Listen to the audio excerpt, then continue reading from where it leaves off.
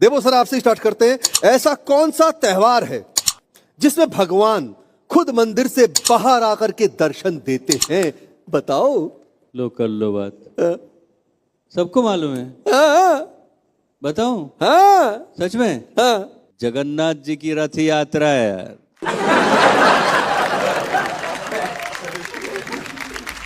ठीक है गायत्री जी, आपके लिए सवाल।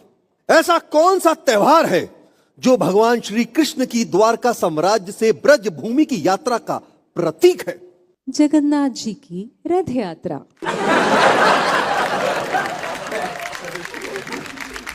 स्नेहा जी नहीं बता पाएंगी, I know. Try me. Okay, तो ऐसा कौन सा त्योहार है जिसमें 100 से भी ज्यादा कारीगर 1000 से भी ज्यादा लकड़ी के लट्ठों की मदद लेके रथ बनाते हैं? जगन्नाथ जी की रथ यात्रा।